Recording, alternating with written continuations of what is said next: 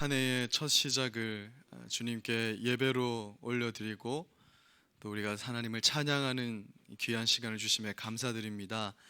오늘 첫 시간 주님께 마음을 드리오니 2020년 한 해 하나님께 정말 마음을 집중하고 더 하나님을 사랑하는 우리들의 모습이 되기를 또 간절히 소망합니다. 오늘 주시는 말씀을 통해서 또 하나님이 우리에게 어떠한 사랑을 베푸시고 또 어떠한 메시지와 소망을 주시는지를 우리가 마음에 잘 새기고 이 한 해의 시작을 주의 말씀으로 잘 시작할 수 있도록 성령께서 이 시간 함께하여 주시기를 간절히 소망하며 기도합니다. 이 시간 온전히 우리 주님께서 함께하여 주실 줄 믿사오며 예수님의 이름으로 기도드립니다. 아멘. 우리 옆에 분들과 한번 주님과 함께하는 새해 되십시오 이렇게 한번 인사하겠습니다. 시작. 네, 아멘. 오늘 저한테도 수요 예배가 있냐고 이렇게 카톡 메시지 보내신 분들이 몇 분 계셨습니다. 어제 이제 송구 영신 예배가 있어서 그랬던 것 같은데요. 수요 예배, 금요 예배는 뭐 웬만한 일 아니면 있습니다. 기억하시고요. 자, 오늘은 죽은 나사로를 살리신 표적에 대해서 말씀을 살펴보겠습니다. 요한복음 11장 1절에서 7절까지 말씀을 같이 한번 교독하겠습니다. 제가 먼저 읽고 7절은 같이 읽도록 하겠습니다. 어떤 병자가 있으니 이는 마리아와 그 자매 마르다의 마을 베다니에 사는 나사로라.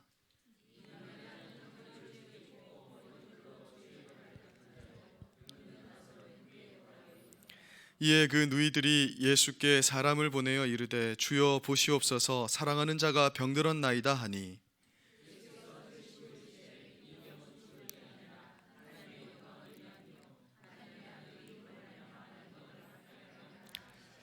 예수께서 본래 마르다와 그 동생과 나사로를 사랑하시더니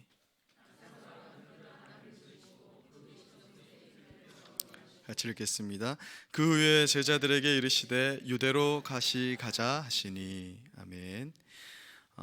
새해의 첫날인데 요한복음의 마지막 표적을 보게 됐습니다. 죽은 나사로를 살리신 표적이 이제 요한복음에 기록된 마지막 표적인데요. 우리가 제법 긴 시간을 할애해서 이 요한복음에 등장하는 표적이라는 것에 대해서 살펴보았습니다.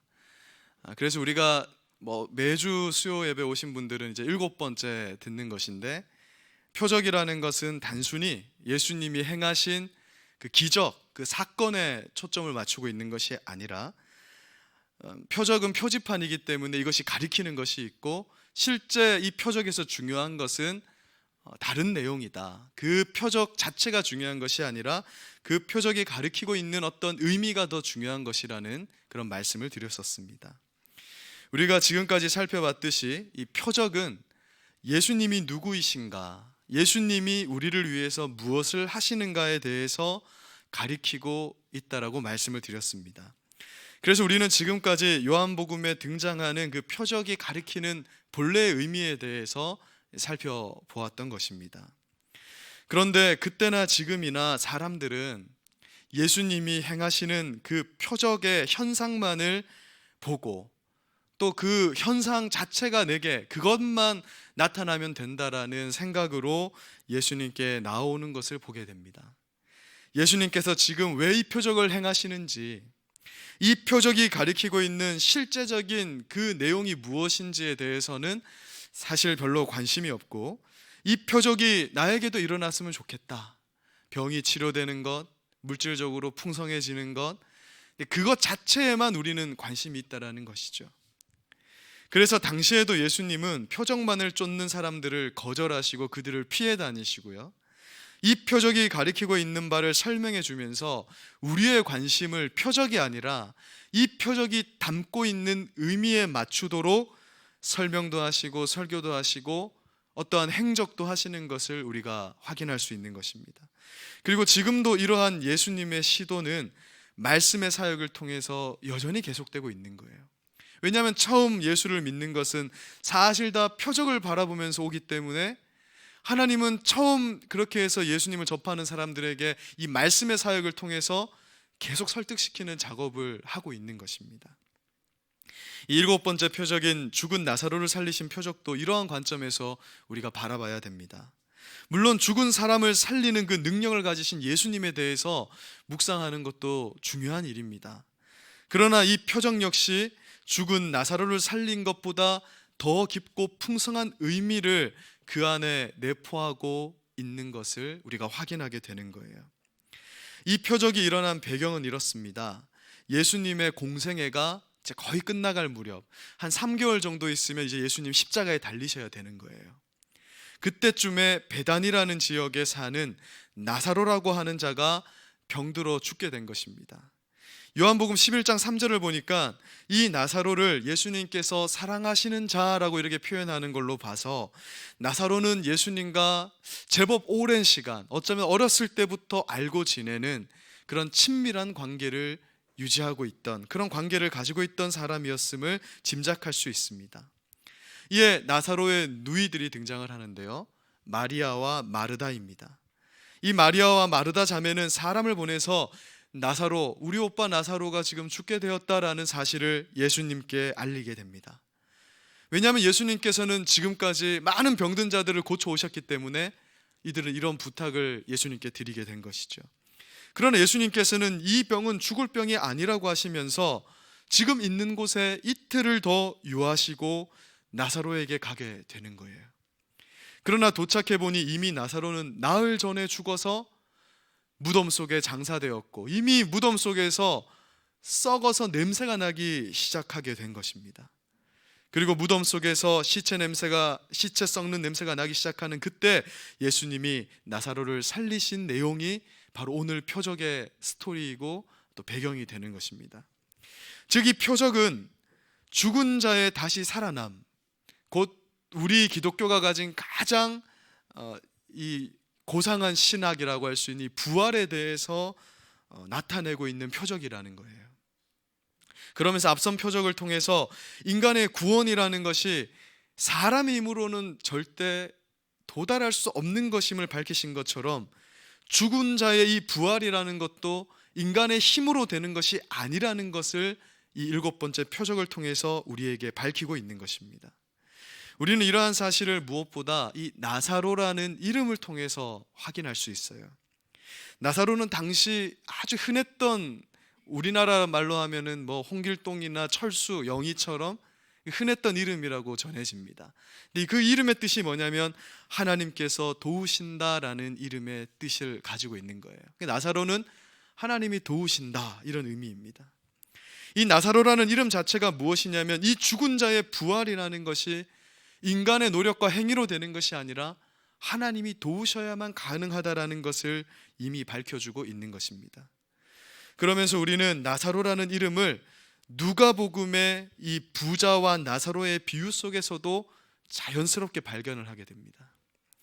예수님께서 부자와 나사로의 비유에서 나사로라는 등장인물을 사용하신 것은 나사로를 살리신 표적과 연관되도록 매우 의도적으로 그렇게 한 것으로 보입니다. 우리가 부자와 나사로의 비유를 한번 살펴보면요, 부자와 나사로가 한날 죽게 됩니다. 그런데 부자는 어디로 가게 되냐면 음부라는 곳으로 가게 되고, 나사로는 하늘에 올라가서 아브라함의 품에 안겨 있는 장면을 보게 됩니다. 그때 음부의 불꽃 가운데에서 막 고난받고 있는 부자가 아브라함 품에 안겨 있는 나사로를 보게 되는 거예요. 그래서 좀 물 한 방울 찍어서 내 혀에 좀 대게 해달라, 그만큼 고통스러운 장면을 보여주고 있습니다. 근데 그것이 안 된다라고 말하는 거예요, 아브라함이. 우린 건너갈 수도 없다. 그리고 사실 나사로는 널 보지도 못한다. 이제 이런 메시지를 주면서 부자에게 건너갈 수 없다, 이렇게 말을 합니다. 그러면서 이 부자가 뭐라고 얘기를 하냐면, 그렇다면 당신 품에 안겨 있는 이 나사로를 다시 살리셔서, 그러니까 부활시켜서, 내 형제 5명이 아직 저 세상에 있는데 쟤들도 나처럼 예수님 모르고 죄 짓고 살아가고 있는 거예요. 혹시 나사로가 죽었다 살아나서 너희 형 지금 부자 이 사람이 지옥에서 고통받고 있다라는 사실을 말해주면 그들이 구원받을 수 있지 않겠느냐. 그러니까 제발 부탁이니까 나사로를 다시 살려서 부활시켜서 우리 형제들에게 보내서 그들을 좀 구원해 주세요, 이렇게 부탁을 하게 됩니다. 그러니까 부자의 생각에 아무리 전도해도 안 되니, 우리 오늘날로 치면은 목사 할아버지가 와서 이 메시지를 전해도 이 사람 구원 못 받지만 죽었다가 살아난 사람이 야 정말 천국과 지옥이 있다 이렇게 하면 혹시 구원받을 수 있지 않을까, 그렇게 생각을 한 것이죠. 그러나 아브라함은 부자의 이러한 간청을 거절하면서 다음과 같이 말씀합니다. 우리 누가복음 16장 31절 말씀을 같이 한번 읽어보겠습니다. 시작.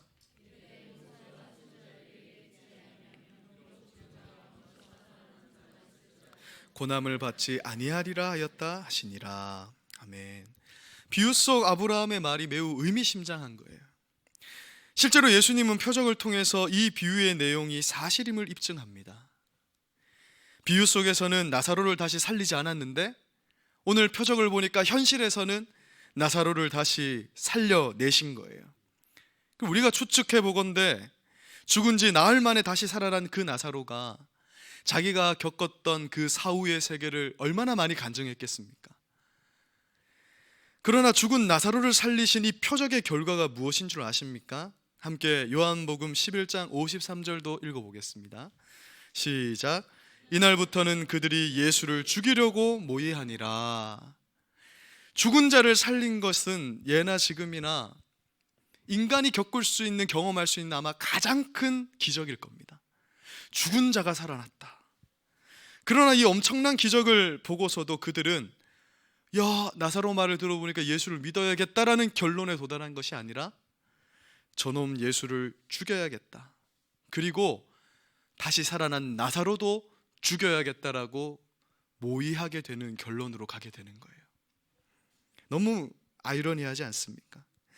예수님께서 부자와 나사로의 비유를 통해서 말씀하신 그대로 이루어지게 된 것입니다. 죽은 자가 살아나도 안 된다라는 거예요. 이 땅에 이미 성경 66권이 있어서 예수님을 영접할 충분한 증언들이 있는데 그걸 듣고도 돌이키지 않는다면 죽은 자가 살아나서 정말 죽고 나서는 천국과 지옥이 있습니다 떠들어봤자 그들 구원받지 못한다라고 말씀하고 있는 거예요. 죽은 자가 살아나도 절대 예수를 믿어 구원에 이르지 못한다라는 것을 지금 리얼하게 보여주고 있는 것입니다. 우리 신자들이 종종 너무 쉽게 착각하는 것이 뭐냐면 하나님이 우리 삶에 이 기적만, 이 문제만 해결해 주시면 나 예수 잘 믿을 자신 있다라고 착각하는 것입니다. 우리가 돕는 이 사람 막 기도하잖아요. 하나님 이것만 기적적으로 소원 들어주시면 하나님 더 쉽게 잘 믿을 것이라고 우리는 너무 쉽게 생각하고 착각합니다. 만약 우리 교회에서요 매주 한 사람씩 병 고치는 역사가 일어난다 생각해 보십시오. 쩔름거리면서 왔는데 우리 담임 목사님이 나와라 하는데 그냥 뛰면서 나가고, 암이 걸렸는데 막 피를 토하는데 막 암덩어리 나와서 치료되고, 이런 게 매주 일어난다 생각해 보세요. 아마 우리 교회는요 정말 1년 안에 증축 공사 새로 지어야 될 겁니다. 엄청난 사람들이 몰려들 거라 저는 생각을 해요. 그러나 오늘 표적이 뭘 말하냐면 사람이 기적을 보고 구원받을 수가 없다라는 걸 얘기하고 있는 거예요. 하나님은 인격성이 결여된 이러한 방법으로 한 사람을 구원하는 일도 없고 그러한 일 자체가 일어날 수도 없다라는 것을 지금 말씀하고 있는 것입니다. 만약 교회에 기적이 많이 일어난다 해도 사람들은 그 기적을 바라면서 교회를 찾아오는 것이지 절대 예수님을 바라지 않는다. 그것이 인간이다라는 것을 오늘 표적은 말씀해 주고 있는 것입니다.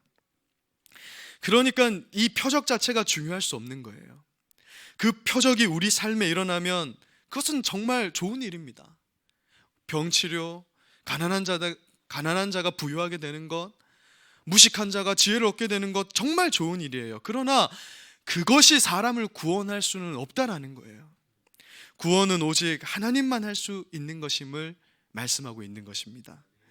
그렇다면 죽은 나사로를 살리신 이 표적이 가리키고 있는 의미에 대해서 조금 더 깊이 한번 들어가 보겠습니다.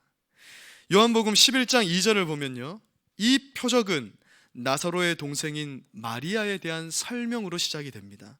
여러분, 요한이 요한복음을 적을 때는요 절대 한 구절도 그냥 적는 일이 없습니다. 사실 이 사건은 12장에 등장을 하는 이 사건 이후의 일이거든요. 그런데 마리아에 대해서 설명을 합니다. 그가 향유를 부어서 예수님 눈물로 그 발을 머리털로 닦았던 그 사건을 지금 소개를 하는 거예요. 이는 이 표적이 단순히 나사로를 살리는 어떤 기적에 대한 메시지가 아니라는 것을 말해줍니다. 실제로 이 사건은 지금 무슨 사건이냐면 예수님께서 십자가에서 죽으셔서 우리에게 생명을 주는 그 사건임을 밝히고 있는 거예요. 왜냐하면 실제로 요한복음 12장 7절을 보면 예수님께서 마리아가 행한 이 일이 무엇과 관련된 일이라고 말씀하냐면 나의 장래, 내가 죽는 그 십자가에서 죽음에 대해서 말하고 있는 것임을 밝히고 있기 때문입니다. 그리고 우리가 성경을 잘 보면요, 이 죽은 나사로를 살리신 이 7번째 표적이 사실 요한복음에 등장하는 첫 번째 표적이 뭐였었죠? 가나의 혼인잔치 표적과 같은 구조로 되어 있음을 확인하게 됩니다. 사실 이것은 제가 이렇게 말씀드려야 알 수 있는 거예요. 우리가 그냥 읽어서는 알 수가 없는데요, 이 두 표적이 같은 구조로 되어 있습니다. 무슨 말이냐면 이 요한복음에 기록된 첫 번째 표적과 마지막 표적은 사실 같은 메시지를 전달하고 있는 것이고, 샌드위치처럼 이것이 싸고 있으면서 첫 번째와 마지막은 물론 모든 표적이 중요하지만 그 중에서도 굉장한 중요성을 지니고 있음을 요한이 우리에게 밝히고 있는 거예요. 사실은 죽은 나사로를 살리신 표적 사건의 앞선 이야기를 담고 있는 게 요한복음 10장 39절에서 42절 말씀입니다. 한 장 넘겨주시고요. 이 글을 보면요, 지금 유대인이 예수를 잡고자 하였다고 합니다. 근데 예수님이 그 손에서 벗어났어요. 그래서 예수님이 어디로 옮기시냐면 요단강 저편, 이 말은 무슨 말이냐면 요단강을 건너서 오른쪽 편으로 가셨다, 이것을 말하는 것입니다. 거기가 어디냐면 요한이 처음으로 세례를 베풀었던 곳으로 가셨다, 이렇게 기록하고 있어요. 이에 요한은 아무런 표적을 행하지 않았는데 예수님은 그곳에서 여러 표적들을 행하시는 것을 보고 많은 사람들이 이 예수님이 하는 말씀은 정말 참이다 하면서 예수님을 믿는 일이 많이 일어나게 됩니다. 그리고 그 뒤에 11장에 와서 죽은 나사로를 살린 표적이 등장하게 되는 거예요. 이런 구조로 되어 있습니다. 그런데 이 구조가 요한복음 1장의 구조와 동일한 거예요. 빛이신 예수님이 이 땅에 오셨는데 그 백성들이 그 예수님을 거절했다, 이렇게 말합니다. 그러나 그 빛을 증언하는 세례 요한이 등장하면서 예수님을 믿는 제자들이 생기기 시작하는데, 거기가 바로 세례 요한이 세례를 주던 곳, 세례 요한이 메시지를 전하던 그 장소에서 그 일이 있었다, 이렇게 말하는 거예요. 그리고 그 뒤에 2장으로 가게 되면 가나의 혼인잔치의 표적이 등장하게 되는 것입니다. 요한복음의 첫 번째 표적이었던 가나의 혼인잔치 표적을 우리가 한번 다시 떠올려 보겠습니다. 당시 유대 사회에서 이 포도주는 단순한 술이 아니라고 말씀드렸죠. 이 포도주는 인간이 가지는 기쁨을 상징하는 도구라고 말씀을 드렸습니다. 즉 혼인잔치에서 포도주가 떨어졌다는 것은 우리 인생에 참된 기쁨이 사라졌다는 것을 의미하는 것이라고 말씀드렸습니다. 그러나 예수님이 포도주를 만들어 주셔서 그 잔치의 기쁨이 회복되게 되었어요. 아니, 오히려 세상이 줄 수 있는 기쁨을 넘어서는 천국의 기쁨이 그 잔치 자리에 배설되게 되는 것입니다. 따라서 가나의 혼인잔치 표적은 무엇을 의미하냐면 우리가 죄로 인해서 참된 기쁨을 사실 잃어버리고 살고 있는데, 예수님은 우리에게 기쁨을 주기 위해서 포도주로 상징되는 그 피를 십자가에서 흘리시면서 우리에게 구원이라는 참된 기쁨을 주시기 위해서 이 땅에 오셨다라는 것을 가리키고 있는 표적이라고 말씀을 드렸어요. 예수님은 우리를 위해서 피를 흘렸습니다. 그러나 그 피 때문에 우리 인간들은 구원의 기쁨, 하늘의 기쁨을 누리게 된 거예요. 혼인잔치집에서 포도주가 떨어진 것과 마찬가지로 이제 이 베단이라는 동네에서 나사로가 죽음으로써 큰 슬픔이 임하게 됐습니다. 여러분, 장례식장은 슬픔이 가득한 곳이잖아요. 그러나 예수님께서 그 죽은 나사로를 다시 살리심으로 그 죽음으로 인한 슬픔이 기쁨으로 바뀌게 된 것입니다. 이는 예수님께서 십자가에서 죽으심으로 우리 인간이 겪어야 할 그 죽음의 슬픔이 기쁨으로 변하게 되었음을 말씀해 주고 있는 거예요. 그래서 우리 기독교인의 장례식은 슬플 수가 없는 것입니다. 물론 잠시 헤어짐이 있어서 슬픈 것이지만요, 사실은 기쁨이 가득한 자리가 되는 것이에요. 왜냐하면 우리에게는 부활의 소망이 있기 때문에 그런 것입니다. 혼인잔치집에서 시작된 표적이 초상집에서 마무리되는 것도 굉장히 의미심장한 거예요. 성경은 깊이 읽으면 읽을수록 굉장히 재밌는 것들을 많이 발견하게 됩니다. 정리하자면 이 첫 번째 표적과 마지막 표적은 이처럼 유사한 구조를 가지고 있고, 이는 요한이 이 두 표적이 사실은 같은 내용을 우리에게 전달하고 있음을 보여주기 위해서 의도적으로 이렇게 구성을 해놓은 것입니다. 천국 잔치에 참여하게 되는 그 구원의 기쁨, 죽음을 이겨서 부활하게 되는 그 부활의 기쁨을 주시기 위해서 예수님이 이 땅에 오셨다라는 것입니다. 인간이 자기 힘으로 천국에 이르게 되는 그 기쁨을 누릴 수 없고, 죽음을 이기는 그 부활의 기쁨을 누릴 수 없는데, 예수님께서 이 땅에 오셔서 우리를 대신하여서 우리가 감당해야 되는 모든 죄의 대가, 죽음의 대가를 치르시고 우리에게는 부활의 기쁨, 구원의 기쁨을 주셨다라는 것을 이 두 표적이 힘을 주어서 밝히고 있는 것입니다. 그리고 우리가 이 두 표적 사건의 연관성을 비교하면서 놓치지 말고 주목해야 되는 부분이 또 하나 있는데요, 그것은 이 두 사건 모두 예수님께서 요단강 동편에 거하시다가 요단강을 건너서 표적의 장소에 도달하셨다라는 겁니다. 이 지도를 한번 보여주시면요, 예수님, 이 이스라엘 지도는 저렇게 쭉 강이 하나 중간에 있는 겁니다. 저 강의 오른쪽이 이제 요단 동편이 되는 거예요. 첫 번째 표적 때나 이 마지막 때 표적 때나 예수님은 세례 요한이 세례를 주던 이 요단 동편에 거하시고 계십니다. 그러다가 표적을 행할 때는 이 요단강을 건너서 첫 번째 표적 때는 저 위에 가나라는 곳으로 가시고, 이제 두 번째 표적 때는 이 베단이라는 곳으로 가게 되는 거예요. 요 밑에. 여러분, 요단강을 건넜다 이러면은 당시 사람들은 뭐 더 쉽게 떠올리는 장면이 있고, 우리 기독교인들은 다 떠올리는 한 가지 장면이 있게 되는 겁니다. 뭐가 있죠? 출애굽한 여호수아와 이스라엘의 12지파가 요단강을 건너서 도저히 인간의 힘으로는 무너뜨릴 수 없을 것 같았던 그 여리고성을 무너뜨렸던 그 장면을 떠오르게 되는 거예요. 예수님이 이것을 왜 보여주시냐면, 이스라엘 구약시대에 있었던 그 사건이 사실은 우리에게 승리를 주시는 예수님의 사역을 예표하고 있는 사건이었음을 밝히고 있는 것입니다. 여러분, 여호수아의 이름이 실제로는요, 이 헬라어식으로 하면 예수아가 되고 예수가 되는 겁니다. 여호수아, 호세아, 예수아, 예수 다 똑같은 말이에요.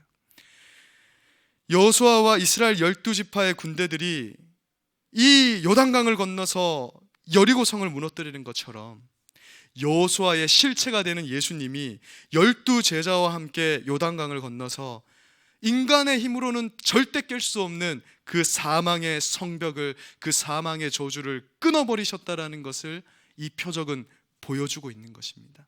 예수님이 하실 일이 바로 이것이다라고 우리에게 밝히고 있는 거예요. 따라서 이 표적은 예수님은 사람으로서는 감당할 수 없는 그 사망의 문제를 대신 감당해주고 있음을 가리키고 있는 표적이 된다는 것입니다. 그래서 이 표적 사건 이후에요, 이제 요한복음은 뭐에 집중을 하냐면, 이제 마지막 6월절에 예수님께서 십자가에서 우리를 위해서 죽으시는 그 사건에 집중을 하게 됩니다. 우리를 살리기 위해서 예수님은 죽으셨다라는 그 논리적 구조로 요한복음은 전개가 되는 거예요.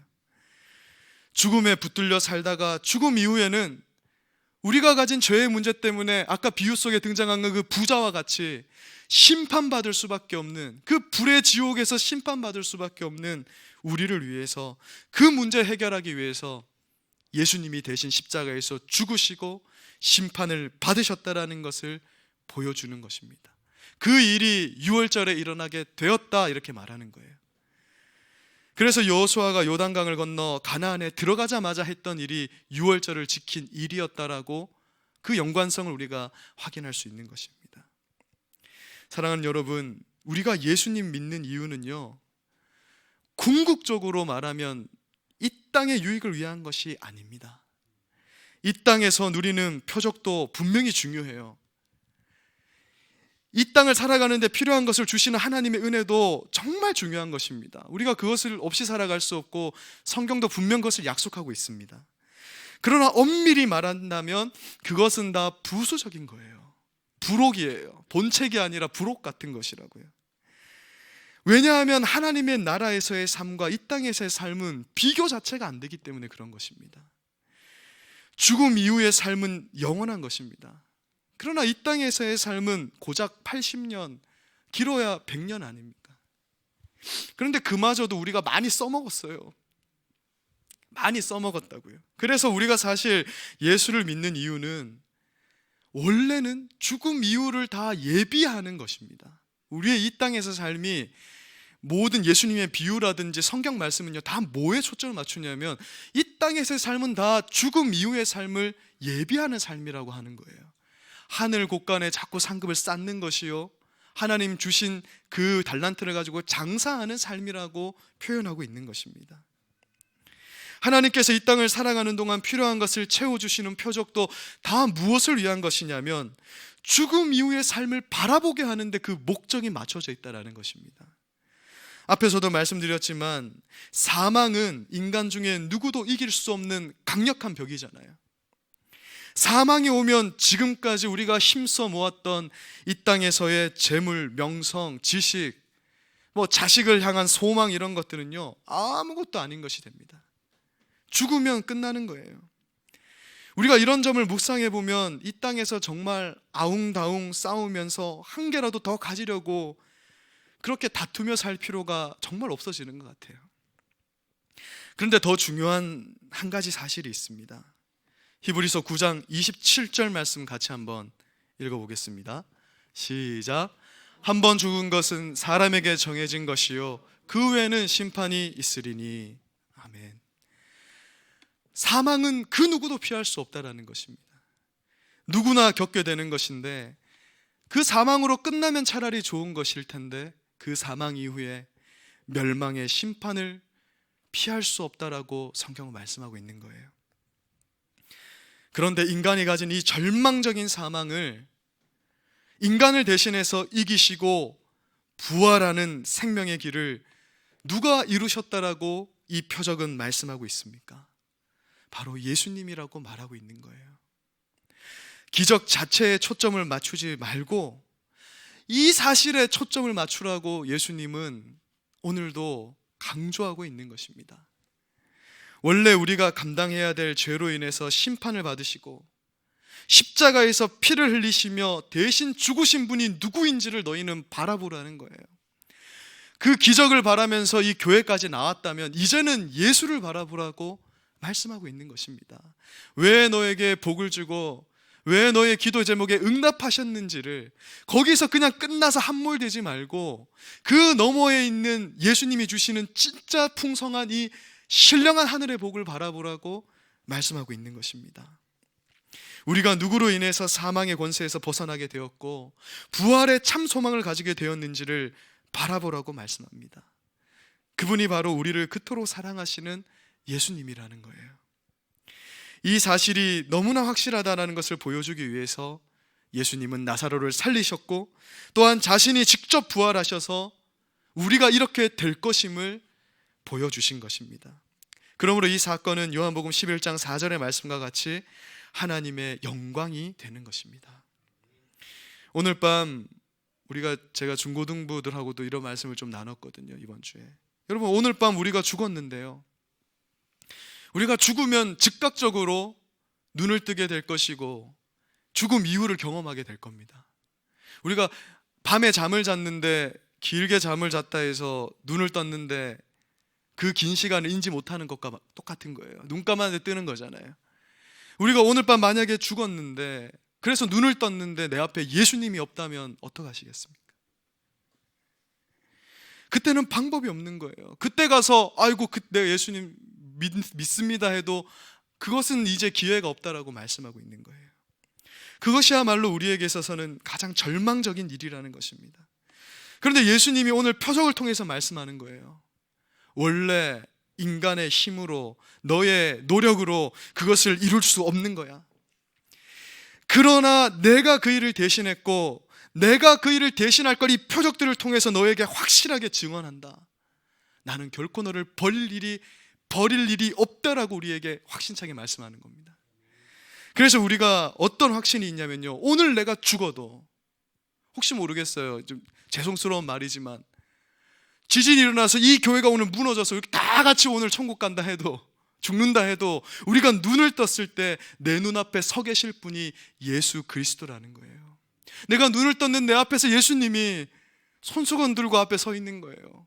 고생 많았다, 네 눈물을 닦아주려고 우리 앞에 서 계실 것이라는 것을 이 표적이 우리에게 확신차게 말씀하고 있는 것입니다. 네 힘으로 되는 것이 아니라 내 힘으로 이 일을 이루었다, 그러니 너는 믿으면 된다, 내 옆에 붙어 있으면 된다라고 예수님 오늘 말씀하고 있는 것입니다. 사랑하는 여러분, 이러한 사실이 우리에게 얼마나 큰 기쁨이 됩니까? 그런데 놀랍게도 우리는요, 이걸 기쁨으로 받아들이지 못하는 거예요. 그냥 나사로가 살아난 그것만을 기뻐하는 거지, 이것이 주는 진정한 이 의미는 별로 기뻐하지 않는 겁니다. 내가 죽어서 눈을 떴을 때 내 앞에 예수님이 있는 것으로 우리가, 그게 정말 감격이 돼야 되는데, 그것 때문에 신앙생활을 하는 게 아니라, 이 복음서가 뭘 우리에게 지금 고발하고 강조하고 있는 거냐면, 떡을 바라면서 예수 믿고 있는 거지, 이것 때문에 믿지 않는 것, 예수님 그래서 너무 슬프다, 이렇게 말씀하고 있는 거예요. 그런데 실제로 나사로의 표적을 통해서 예수님의 죽음이 우리에게 얼마나 고귀한 것을 알아차린 자가 있었으니, 그가 바로 나사로의 동생 마리아인 것을 확인하게 됩니다. 요한복음 12장 3절을 보십시오. 마리아는요, 300데나리온, 오늘날로 환산하면 2천만 원은 호가할 이 결혼을 위해서 예비했던 향유옥합을 깨트려서요, 예수님의 발에다 부어버리는 거예요. 여러분, 말이 쉽지 2천만 원을 발 씻는 데 썼다, 모르겠어요. 뭐 진짜 부자들은 그런 일이 가능할지 모르겠지만, 그 향유를 깨고 기꺼이 예수님의 고귀한 발에 부어버립니다. 그리고 눈물을 흘리면서 그 머리털로 그 고귀한 발을 닦는 거예요.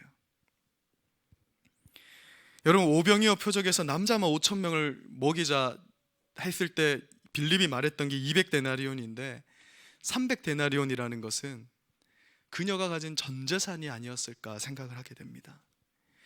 우리 오빠 나사로를 살리시는 그 표적을 통해서 마리아는 그 표적 이면에 있는 실체를 발견한 거예요. 그것이 뭐냐면, 나를 위해서 기꺼이 생명을 주실 그 예수님에 대해서 알게 된 겁니다. 우리 인간은 해결할 수 없는 그 일을 예수님 행하시기 위해서 십자가를 짊어지고 걸어가실 그 예수님을 생각할 때 그 발에 자기가 가장 아끼는 그 향유를 붓지 않을 수 없게 된 거예요. 예수님의 그 일을 알게 되었을 때 이 땅에서 최고라고 생각하던 것, 그것은 아무런 가치가 없게 돼버린 것입니다. 그 사랑이 내가 가지고자 했던 세상의 것을 덮어버리게 되고요, 주님 앞에 완전히 다 내놓게 되었다라는 것입니다. 사랑하는 여러분, 저는 마리아의 이 모습이야말로 예수님을 바르게 믿는 자들의 반응이고 또 신앙 고백이라고 생각을 합니다. 예수님의 진짜 사랑을 알게 되면, 그리고 내가 가진 이 죄악이 얼마나 저주스럽고 흉측스러운 것인가를 알게 된다면, 예수님이 그 사랑으로 그것을 다 감당해 주셨다라는 그 사실을 진짜 우리 마음에 우리가 알게 된다면, 우리는 다 마리아와 같은 반응이 나오게 될 것입니다. 예수님께 가장 값진 것을 아깝지 않게 드리게 되는 그러한 신앙으로 다 나아가게 될 줄로 믿습니다. 이것은 기적으로 되는 것이 아니라요, 성령 하나님이 그 하나님의 사랑, 예수님의 사랑을 깨닫게 하실 때 우리 안에 마음에 자발적으로 주님 앞에 나가게 되는 거예요. 하나님이 원하시는 게 그거라고 말하는 겁니다. 억지로 뭘 바라고 기적 때문에 내게 나오는 것이 아니라, 이 사랑, 그 이면에 있는 하나님의 사랑을 내가 깨달아서 정말 그 사랑에 감격해서 자발적으로 주님 앞에 나오게 되는 걸 원하신다라는 거예요. 말씀을 마무리하겠습니다. 우리가 예전에는 지금보다 다들 다 정말 순수했던 것 같아요.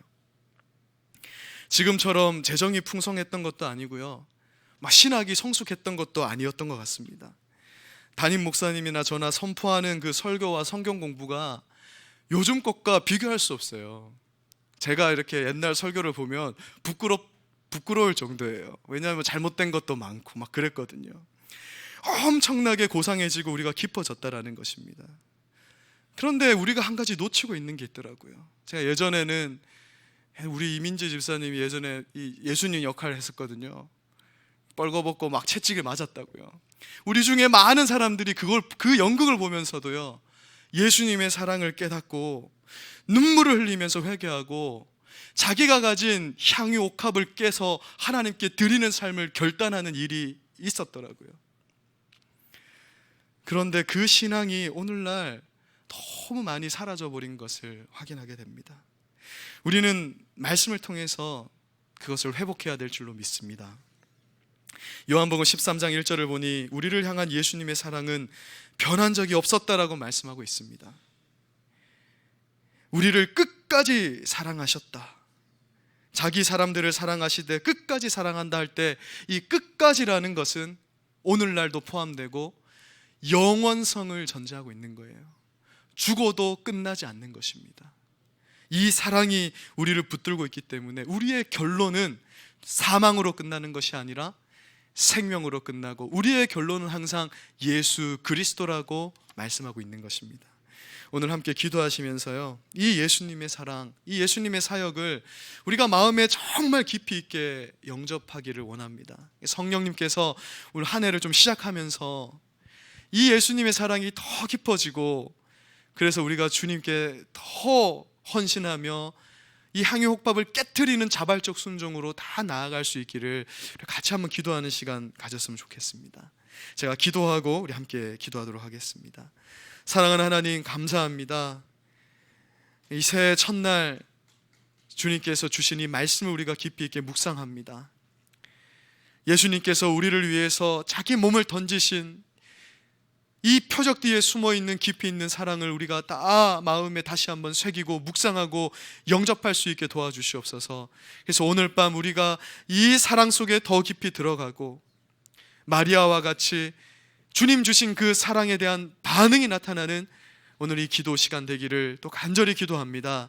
2020년을 시작하면서 하나님의 사랑을 더 깊이 영접하고 자발적으로 주님 앞에 성숙한 사랑으로 나아가게 되는 우리 성도님들 되기를 간절히 기도하며, 또 우리의 기도 제목을 들고 이 자리에 나왔사오니 우리가 기도할 때 우리의 기도에 응답하여 주시옵소서.